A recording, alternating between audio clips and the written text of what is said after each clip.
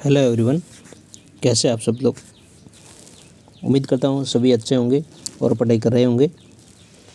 आज DSSB lab attendant का पहली शिफ्ट का पेपर और सेकंड शिफ्ट का पेपर आज हम डिस्कस करेंगे।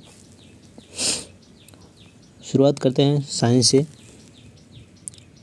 लैब अटेंडेंट का पेपर वैसे तो बहुत ही आसान आ रहा है। साइंस से शुरुआत करते हैं तो इसमें पहला क्वेश्चन बनता है, कोशिका की आत्मघाती थैली कौन सी है। तो कोशिका की आत्मघाती थैली में आ जाएगी लाइसोसोम। लाइसोसोम कोशिका की आत्मघाती थैली होती है। दूसरा है, कार्य अदिश राशि है या सदिश राशि है।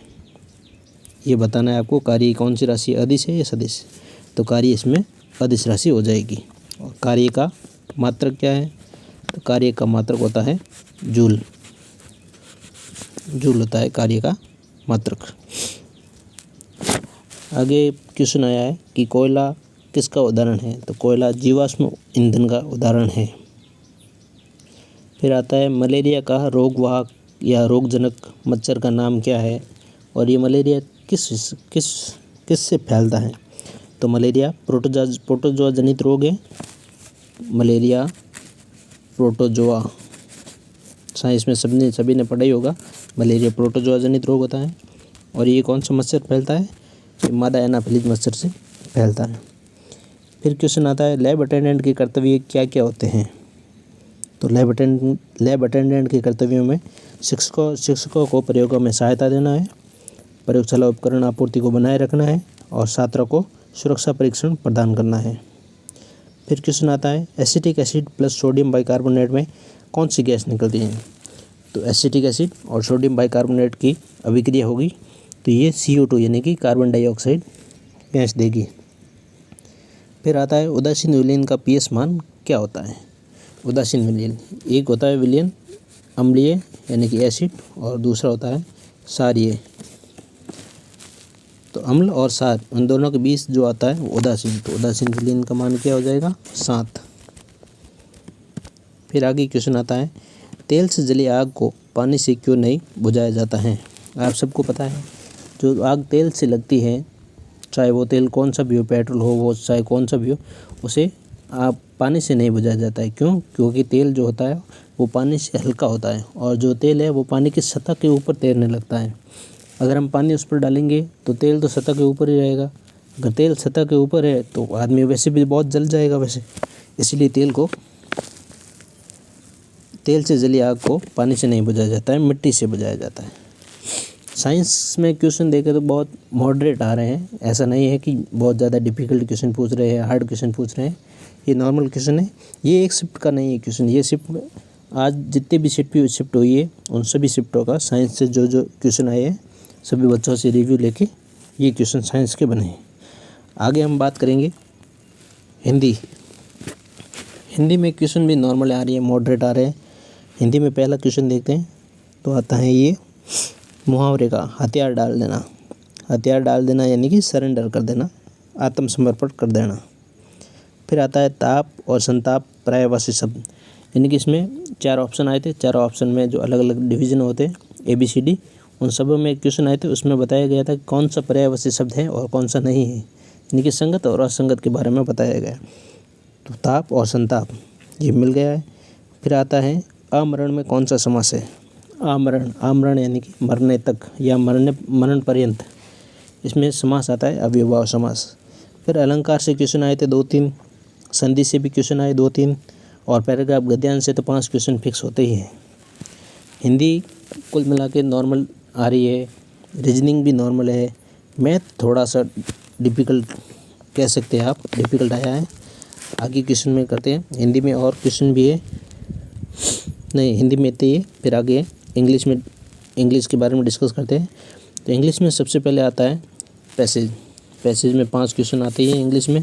फिर आते हैं फ्रेंडली का एंटोनिम क्या होगा। फ्रेंडली यानी कि मित्रता, एंटोनिम यानी कि जो एनिमी हो जाएगा वो उसका एंटोनिम हो जाएगा। फिर है सिनोनिम कौन कौन से, यानी कि इसमें 2 सिनोनिम पूछे थे, 2 one word substitution, 2 active voice passive voice, 2 question narration से और 2 क्वेश्चन एंटोनिम से फिर 2 question fill in the blanks और 2 क्वेश्चन एरर रिलेटेड। इंग्लिश में ऐसे है कि आप ध्यान लगा कर कोई भी क्वेश्चन करोगे तो इंग्लिश में आराम से कर सकते हैं। इंग्लिश में हमारे पास थोड़े और क्वेश्चन भी है, देखते हैं उसको कौन कौन सी क्वेश्चन है। बच्चों से रिव्यू लेके मैंने पता किया था ये इंग्लिश में। इस क्वेश्चन में देखे तो किलिंग वंस फादर यानी कि जो अपने पिता की ही हत्या कर देगा वो क्या कहलाएगा, उसे कहेगा पैट्रिसाइड, PATRICID, पैट्रिसाइड। अपने स्वयं के पिता की हत्या करने वाला पैट्रिसाइड, पितृहत्या। फिर आता है question a person who is never happy with what he was यानी कि वो पर्सन जो खुद से ही हैप्पी नहीं है वो कौन कहलाएगा, उसे कहते हैं malcontent, MELCONTENT, malcontent. यानी कि जो व्यक्ति खुद से ही खुश नहीं है उसे कहते हैं मेल कंटेंट। फिर आगे क्वेश्चन आता है वन हु हेट्स मैनकाइंड यानी कि जो लोगों से ही वन हु हेट्स मैनकाइंड यानी कि जो लोगों से घृणा करता है उसे कहते हैं मिज़ान्थ्रोप या मिसएंथ्रोप कह सकते हैं। फिर आता है आइडियम से सवाल। आइडियम में पूछे तो bark up the wrong tree यानी कि गलत पेड़ के आगे बोलना या फिर गलत व्यक्ति के आगे ज्ञान देना, इसे कहते हैं यानी कि अपना समय बर्बाद करना या वेस्ट ऑफ टाइम। फिर इसमें सही स्पेलिंग एरर की आती है। स्पेलिंग एरर में नेसेसरी का पूछा था, इसमें NECE की जगह NECCE पूछ लिया था, ये स्पेलिंग एरर हो गया था। फिर इसके पूछा स्कल्प्टर का भी स्पेलिंग एरर पूछा, इसमें SCU की जगह SKU लगा दिया था, ये स्पेलिंग एरर में आ गया था। फिर आगे पूछा है a slight fault that can be forgiven यानी कि वेनियल दोष। ये इंपॉर्टेंट है, ये एक बच्चे ने ही बताया मेरे को, बाकी बच्चों ने ये सेम क्वेश्चन रिपीट किए थे। एक बच्चे ने ये अलग क्वेश्चन बताया था, अब आया था या नहीं ये क्वेश्चन एक बच्चा ने अलग बताया था। आगे हम बात करते हैं जीके की। जीके में देख लो, जीके में आसान क्वेश्चन भी आ रहे हैं और जीके में थोड़ा मॉडरेट क्वेश्चन भी है। इसमें करंट के क्वेश्चन बहुत ज़्यादा पूछ रहा है और जीके में जो क्वेश्चन आए उसका हम बता देते हैं। PM मोदी द्वारा सर्ववेद महामंदिर का उद्घाटन कहाँ किया गया था, इनकी सर्ववेद महामंदिर का उद्घाटन किया गया था, वो किया गया था वाराणसी में। PM मोदी द्वारा सर्ववेद मंदिर का उद्घाटन वाराणसी में किया गया था। आगे क्वेश्चन बनता है भारत में कृषि क्षेत्र में किस प्रकार की बेरोजगारी होती है, तो कृषि क्षेत्र में बेरोजगारी प्रसन्न बेरोजगारी। उस्ताद बिस्मिल्लाह खान शहनाई वादक है, इन्हें शहनाई वादक उस्ताद बिस्मिल्लाह खान, इन्हें 2001 में नोबेल पुरस्कार मिला था। फिर आता है पिन वैली राष्ट्रीय उद्यान कहाँ है, पिन वैली राष्ट्रीय उद्यान हिमाचल प्रदेश में। जिंदा पीर किसे कहते हैं, जिंदा पीर औरंगजेब को कहते हैं, सबको पता है, जिंदा पीर के नाम से फेमस हुआ था ये। फिर आता है भारत के महान्यायवादी की नियुक्ति कौन करता है, नियुक्ति राष्ट्रपति करता है। और कौन सा आर्टिकल होता है, तो आर्टिकल है 76 के तहत राष्ट्रपति प्रधानमंत्री की सलाह पर महान्यायवादी की नियुक्ति करता है। फिर आता है जीएसटी बिल संशोधन कौन सा अमेंडमेंट किया था, कॉन्स्टिट्यूशन अमेंडमेंट, तो जीएसटी आता है 101 नंबर पर, 101 नंबर पर जीएसटी आता है। फिर आता है आर्य समाज की स्थापना कब की गई, आर्य समाज की स्थापना 1875 में ये आर्य समाज की स्थापना 1875 में स्वामी दयानंद सरस्वती द्वारा की गई थी। फिर आती है ब्रह्म समाज राजा राम मोहन राय ने स्थापना की। आर्टिकल 17 किससे रिलेटेड है, आर्टिकल 17 अस्पृश्यता का अंत है यानी कि अनटचेबिलिटी से रिलेटेड है। डीपीएसपी कहाँ से लिया गया है, डीपीएसपी आयरलैंड से लिया गया है। और हुमायूं नामा पुस्तक किसने लिखी, तो हुमायूं नामा पुस्तक गुलबदन बेगम ने लिखी, जो कि हुमायूं की सिस्टर थी, बहन थी। जीके का ही मॉडरेट लेवल ही है, जैसे आप पढ़ के करोगे तो जीके हो जाएगा, मेरे हिसाब से आराम से हो जाएगा। फिर आगे आते हैं मैथ का लेवल थोड़ा सा ज़्यादा है। मैथ से पहले हम रीजनिंग को देख लेते हैं। रीजनिंग में कौन कौन सा आता है, रीजनिंग में देख लो सिटिंग अरेंजमेंट आ रहा है। सिटिंग अरेंजमेंट यानी कि एक वृत्त दे दिया गया, उसमें 7 व्यक्ति बैठे तो 7 व्यक्ति इस तरह से बैठाएंगे अपन। अब ये A B के दाएं हैं या फिर बी ए के दाएँ हैं, इस हिसाब से सवाल पूछेंगे। तो ये हो जाएगा सिटिंग अरेंजमेंट। सिटिंग अरेंजमेंट के बाद आता है ब्लड रिलेशन, यानी कि वो अपना चाचा है, चाचा की बेटी, बेटी का भाई, वो अपने क्या लगेगा, इस हिसाब से सिटिंग अरेंजमेंट या ब्लड रिलेशन का क्वेश्चन आया था। स्टेटमेंट का निष्कर्ष लगाने का, सभी पी ओ है, सभी पी क्यू है, इस हिसाब से स्टेटमेंट के क्वेश्चन आए थे 3। और त्रिभुज की गणना, ये सबसे इम्पोर्टेंट है, क्योंकि आज की शिफ्ट में जो त्रिभुज की गणना आई थी, तो कल की शिफ्ट का आप कर सकते हैं, त्रिभुज का भी आ सकता है या फिर वर्ग का भी आ सकता है या आयत का भी आ सकता है। इन सब की गणना करना सीखना है अपन को। फिर आता है असंगत शब्द।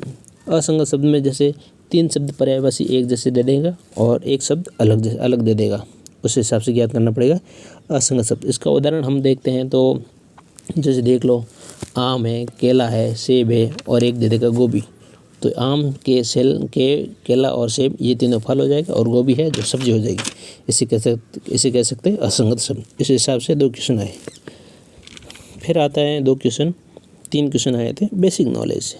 3 क्वेश्चन बेसिक नॉलेज, यानी कि अपन जो भी अपने आसपास की नॉलेज है उसी हिसाब से जब आती है। जैसे कुल्हाड़ी किसका काम आती है, तो कुल्हाड़ी पेड़ काटने में काम आएगी। तो फावड़ा क्या काम आएगा, तो फावड़ा खड्डा खोदने में काम आएगा। इस हिसाब से 3 क्वेश्चन आए थे। फिर दाएं या बाएं मुड़ना, यानी कि जैसे एक आदमी एक स्थान पर खड़ा है, वो उत्तर की ओर 10 मीटर घुमा, फिर दाएं मुड़ा 20 मीटर घुमा, फिर दाएं मुड़ा 10 मीटर घुमा, फिर बाएं मुड़ा 5 मीटर घुमा, तो अंत में वो कौन सी दिशा में खड़ा है, इस हिसाब से क्वेश्चन आए थे। एक क्वेश्चन आया था, 1-2 क्वेश्चन इस हिसाब से आते हैं। और आगे का क्वेश्चन है कि जैसे ओ को अपन 15 लिख सकते हैं और डी को अपन 9 लिख सकते हैं। तो अपन को पूछा है PURE प्योर को किस हिसाब से लिख सकते हैं। कमेंट में इसका उत्तर दें आप, क्या लिखेंगे। इसका हिंट मैं दे दूंगा। जैसे ओ है तो ओ कितने नंबर पर आता है, ओ 15 नंबर पर आता है। और ADD इसको क्या लिखा है, ADD को लिखा है 9। तो ए कितने पर आता है 1, डी कितने पर 4 और डी कितने पर 4। तो 4 और 4 8, 8 और 1 9, तो इस हिसाब से 9 आ जाएगा। और प्योर को लिखा है 60, यानी कि 60 नंबर आ जाएगा। पी कितने पर, P 16 पर, U 21 पर, R 18 पर, E 5 पर। इन सब की गिनती करेंगे तो ये अब योग करेंगे तो ये सब 60 हो जाएगा। तो इसका आंसर हो जाएगा 60। जैसे ट्रूथ को लिखा है UQVSI, फर्स्ट FIRST, इसको लिखा है GSSRU। तो वाइट को किस हिसाब से लिखेंगे, इसका उत्तर भी आप कमेंट बॉक्स में दे दें। और आगे क्वेश्चन आया है आकृति को मोड़ना। जैसे एक सिंपल पेज है, उसको 4 कॉर्नर पर काट लिया गया, फिर वापस मोड़ दिया, फिर 4 कॉर्नर पर काट दिया, फिर उस आकृति को खोल दिया गया, तो वो आकृति किस हिसाब से बनेगी। यानी कि इसके अलावा मिरर इमेज भी आई है, वाटर इमेज के भी 1-2 क्वेश्चन बन सकते हैं अगली शिफ्ट में। तो उसको आप एक बार पढ़कर जाएँ। रीजनिंग भी सेम ठीक ठाक ही आ रही है, ऐसा नहीं है कि रीजनिंग का लेवल भी बहुत हार्ड है, वैसे ठीक ठाक है रीजनिंग का भी।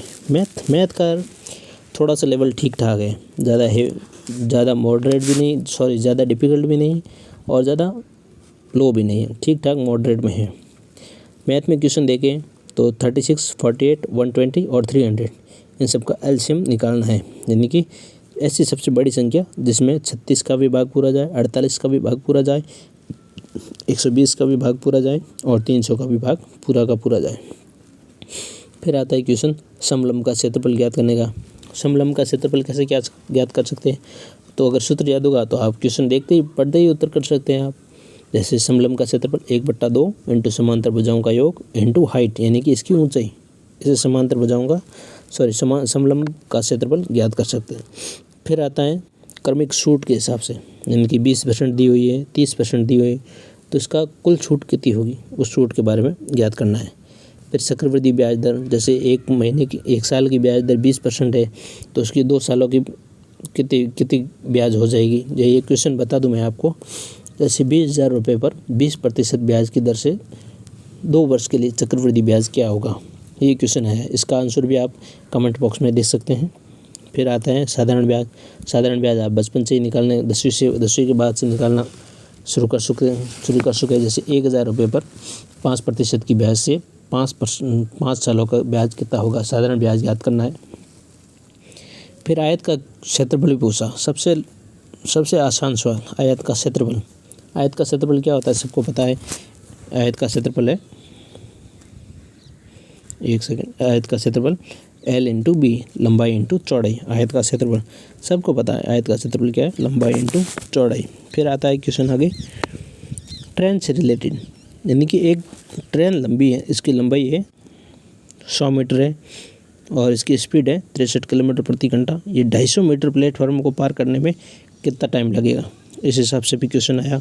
फिर एक व्यक्ति के द्वारा क्वेश्चन आया, एक व्यक्ति है वो धारा के अनुकूल 24 किलोमीटर की दूरी 6 घंटे में तय करता है और प्रतिकूल दूरी 35 किलोमीटर 7 घंटे में तय करता है। तो स्थिर जल में आदमी की गति क्या होगी। तो स्थिर जल में आदमी की गति क्या होगी, यानी कि 24/6 कर देता आ जाएगा उत्तर 4 और 35/7 कर देगा, इसका उत्तर आ जाएगा 5। 4 और 5 हो जाएगा 9, 9 का आधा कर देंगे तो इसका आंसर आ जाएगा 4.5। ये भी आप एक बार पढ़ कर जाएँ। उसके अलावा आगे क्वेश्चन आया था, एक कार 5 लीटर पेट्रोल से 35 किलोमीटर की यात्रा कर सकती है, तो 16.8 लीटर में कितनी यात्रा करेगी। तो 35 किलोमीटर की यात्रा 5 लीटर से, तो यानी कि 1 लीटर पेट्रोल से 7 किलोमीटर, तो 16.8 इंटू 7 कर देंगे तो अपना जो आंसर आएगा वही इसका आंसर है। इस हिसाब से क्वेश्चन आया था ये मैथ का। ये मैथ भी आसान है, जीके भी ठीक ठाक है, इंग्लिश का आपको बता दिया, हिंदी ठीक ठाक ही है और साइंस से भी ठीक ठाक ही क्वेश्चन है। ऐसा नहीं है कि हार्ड क्वेश्चन आ रहा है, साइंस भी ठीक ठाक ही है, ज़्यादा डिफ़िकल्ट भी नहीं है क्योंकि साइंस इसमें जो एक सेकंड इसमें जो आ रहा है किस हिसाब से मतलब प्रश्न आ रहे हैं, इसमें जो सबसे पहले क्वेश्चन आ रहा है वो सबसे पहले क्वेश्चन आएगा रीजनिंग का पेपर खुलेगा। रीजनिंग का पेपर खुलते ही अगर उसको आपने एक बार सबमिट कर दिया तो वापस नहीं खोल सकते। तो रीजनिंग के बाद आएगा जीके जीएस भी 20 क्वेश्चन कर लिए तो उसके बाद वापस जीके जीएस नहीं खुलेगा, एक बार सबमिट हो गए तो फिर वापस नहीं खुलेगा। फिर उसके बाद खुलेगा मैथ खुलने के बाद फिर भी वापस मैथ से आगे भी वो सबमिट नहीं हो पाएगा, यानी कि सबसे पहले हो गया रीजनिंग, फिर जीके जीएस, फिर हो गया मैथ के बाद आएगा इंग्लिश और इंग्लिश के बाद आएगा हिंदी, यानी कि ये 5 मेथड है। इसी हिसाब से क्वेश्चन पेपर खुलेगा आपका।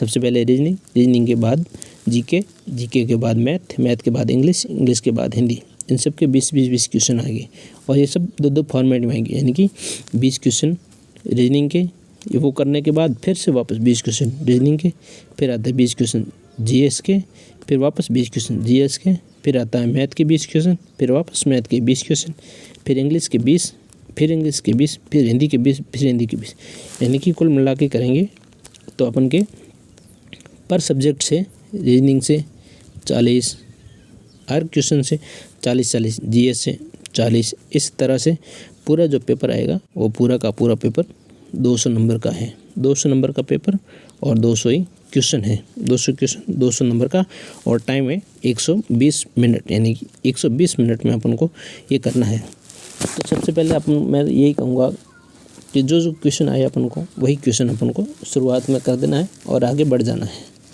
एक क्वेश्चन पर ज़्यादा टाइम नहीं लगाना है, जितना क्वेश्चन आए उतना क्वेश्चन किया और फिर आगे बढ़ गए। इसी हिसाब से अपन को आगे चलना है।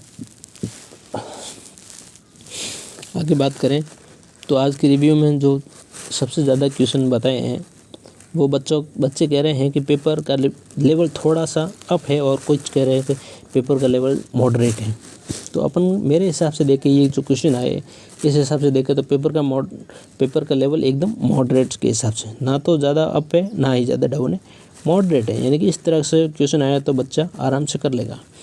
और आज की शिफ्ट में तीनों शिफ्ट में जो बच्चों ने जो किए हैं क्वेश्चन उस हिसाब से बच्चे बता रहे हैं कि उनका जो लगभग आ रहा है वो 150 से 150 140 इसके आसपास क्वेश्चन बन रहे हैं, यानी कि बच्चे 140 से 150 के बीच क्वेश्चन करके आ रहे हैं। किसी का भी क्वेश्चन 200 के पास नहीं पहुंचा है। सबसे ज़्यादा बच्चों के मैथ में छोड़ते हैं, मैथ के बाद छोड़ते हैं वो रीजनिंग में, सॉरी मैथ की बात छोड़ दे, वो जीके जीएस में अपन को जो मैथ में आए वो कर देना, जो ना आए उसके बाद थोड़ा सा अगर लगता है तो क्वेश्चन कर दो, ना लगता है तो उसको छोड़ दो। माइनस मार्किंग भी है इसकी, तो आपको जो जो क्वेश्चन आए वही करना है और ज़्यादा रॉन्ग क्वेश्चन भी नहीं करना है और ज़्यादा टाइम टेकन भी नहीं लेना है। मेरा सुझाव यही है कि जो बच्चों के क्वेश्चन आए हैं अगर उसके 150 के आसपास में 150 में से लगभग 130 भी अगर राइट है तो उसका सिलेक्शन पक्का है। अगर 150 में 130 सही है तो ही, और अगर बच्चा ज़्यादा करके आए तो फिर उस हिसाब से कट ऑफ भी ज़्यादा बढ़ेगी। लेकिन फिर नॉर्मली मान सकते हैं अपन की कट ऑफ 130 के आसपास ही जाएगी, 130 से ऊपर कट ऑफ नहीं जाएगी, 120 से 130 के बीच ही कट ऑफ रहेगी। इसका आप एक बार देख लें। मेरा रिव्यू यही है कि जो बच्चा अगली जो नेक्स्ट शिफ्ट में उसका एग्ज़ाम होगा वो कम से कम इन सब जो मैंने आज सिर्फ जो क्वेश्चन बताए हैं वो सब क्वेश्चन को देख, और मैं ज़्यादातर मैथ में बताऊं तो वो कंपाउंड इंटरेस्ट और सिंपल इंटरेस्ट इन दोनों को सबसे ज़्यादा एक बार प्रैक्टिस करके जाए और फिर उसके बाद जाते हैं तो वो ये क्वेश्चन स्पीड रिलेटेड से और परसेंटेज इसका बच्चा सबसे ज़्यादा ही रिवीजन करके जाए, क्योंकि ये क्वेश्चन ऐसा ही है जो एग्ज़ाम में आपको दिखेंगे। परसेंटेज से कम आपको 5 सवाल तो फिक्स है परसेंटेज के, चाहे किसी भी क्वेश्चन में जाओ 5 क्वेश्चन परसेंटेज से फिक्स है, 2-3 क्वेश्चन चक्रवृद्धि यानी कि कंपाउंड इंटरेस्ट से और 2-3 क्वेश्चन इससे सिंपल इंटरेस्ट से आ जाएंगे और टाइम स्पीड से आ जाएंगे। इसका भी 2-3 question time speed and distance से 2-3 क्वेश्चन आराम से आ जाएंगे।